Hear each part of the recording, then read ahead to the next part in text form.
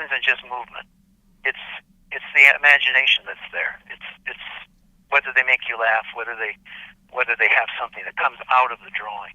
That's a very important distinction.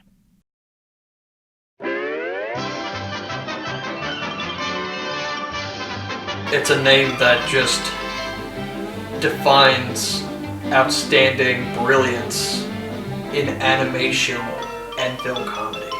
Sort of was in his little niche where he did things for studios, but really pushed the envelope in terms of what those things could be. The gags just came out of nowhere. I never knew where it was going to go. They were extremely elastic, spastic, and movable, and could do things that no one else even tried to do. So it gave me a great appreciation for how powerful a humorous drawing could be.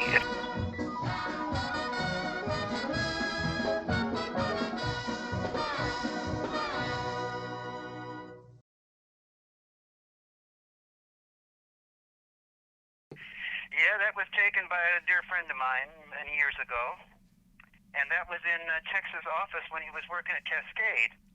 You know, he was just like he is in the picture. You know, kind of rotund, and he was very gentle of voice, but he kind of liked to reminisce a little bit. Tex really admired people who enjoyed his work, even if sometimes he denigrated them. He didn't like all the sign gags and explosions that were in his cartoons. When he came out of screenings, he would just put them down like that. I used to write fan letters to Tex, and I love Screwy Squirrel, the character that he experimented briefly with at MGM, and I used to draw pictures of Screwy on the envelopes, and I mailed the letters to him. And then I think one of the first things I talked to him about was, did you ever get those letters from me with the pictures of Screwy on them? Says, anybody that sends letters to me with pictures of Screwy on them, I put them in the circular file right away. He hated Screwy. He didn't want to be reminded of that character. So I didn't realize that was such a sore spot with him. He had some wonderful collectibles and things. He had all of his cartoons he'd ever drawn for his high school yearbooks, and he showed those to me, and they were so much fun to see. He was quite a funny cartoonist even when he was in high school. He was just kind of learning how to draw, but the sense of humor was there already. I was the only guy who could handle a pencil, who would hold one. After graduating from high school in 1926, he spent a summer up at the Chicago Art Institute. We had the best cartoonists there. Not teachers, men who've made it. McCutcheon, Shoemaker. His original goal was to get in the newspaper cartoon business. He wanted to sell a comic strip. Tex came to Los Angeles around, I believe, New Year's Day, 1928. Him and his friends were driving over there, and he kind of wanted to stay. And I think he tried to sell a couple of features to the Los Angeles Times, but Unfortunately, Tex had no luck, and he was scraping together a living, unloading produce trucks by day and sleeping on the beach at night. For the longest time, I wasn't interested in animation. I'll try it, but I'll stick to my comic strip. But I kept on getting nothing but rejects. One of the first jobs he had in animation was working for Walter Lantz. I think he was started as a cell washer. Whenever they made cells back then, they often just rewash them. And you could only wash them like 6 or 7 times before they became too scratched up to use again. And then he became an in-betweener. What an in-betweener is you draw in between the key drawings that the animator did. And by 1930, he worked his way up to become an animator. He was famous for taking a shot. I think Bill Nolan was the co-director. Walter was the businessman who set up all the deals. Bill Nolan would kind of delegate Avery to just improvise animation and gags as it went along. It became funnier and funnier the longer it ran. So in those days, Tex was fortunate in that things were so loose. If somebody had a funny idea, they just let him take it as far as possible, and they wouldn't cut it on him. So that's how he learned to animate. Tex, of course, had a very low opinion of his animation. He never liked it. I realized there at Lance that most of these fellows could draw rings around me. To make up for his lack of artistic talent, Avery became determined to master every stage of cartoon production.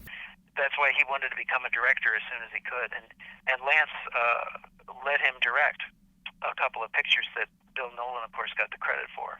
On the strength of those two pictures, he went to Leon Schlesinger.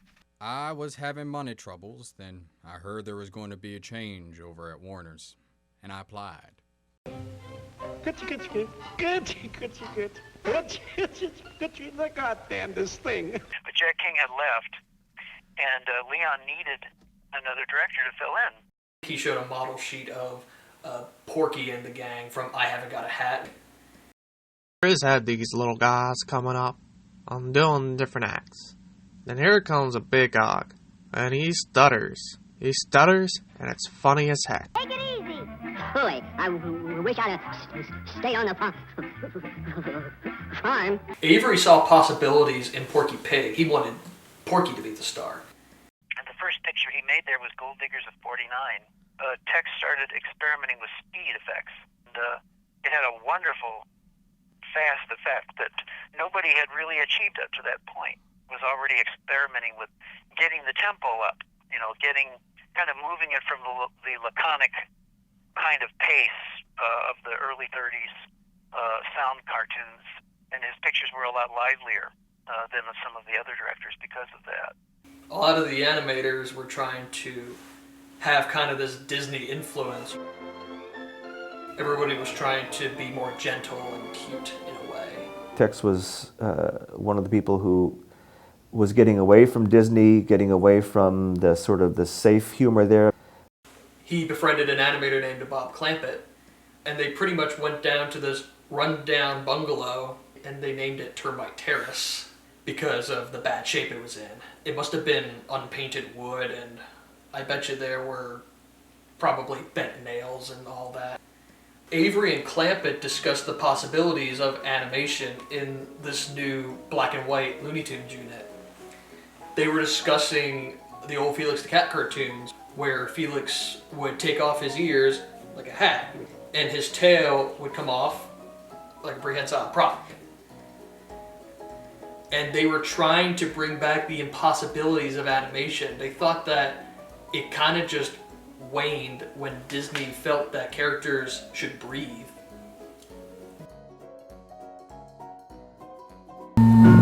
He loved Charlie Chaplin's character, and he loved his attitude, he loved his gags, and he was very fond of him. Chaplin had a lot of balletic grace, and a lot of these guys had it down to a science. Tex Avery wanted to do the same thing with his animation.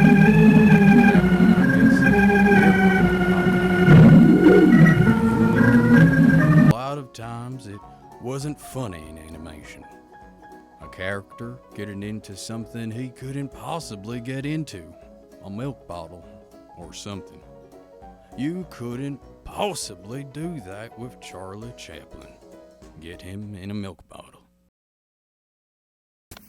In 1937, Tex directed Porky's Duck Hunt, being one of the first zany cartoons and thus codifying what distinguished a Warner Brothers cartoon from anyone else's. There weren't any cartoon characters that acted this completely nutty or screwy as that duck had been. Daffy was still the early version before he'd been refined and was sort of the woo woo woo woo and the over the top crazy. There's a sequence where looks like he's got Daffy, shoots him, he's in the river, and he asks his dog Rin Tin Tin to come in and fetch him. And then you just see this black mound into the water, and it turns out to be Daffy, throws him into the ground, and Porky just pulls out a script. Hey, that wasn't in the script. Wow. 1937 audiences must have been bursting with laughter at the time. The craziness of his cartoons also went inside the workplace. We were all a group of crazy gangsters that would attempt anything for a laugh.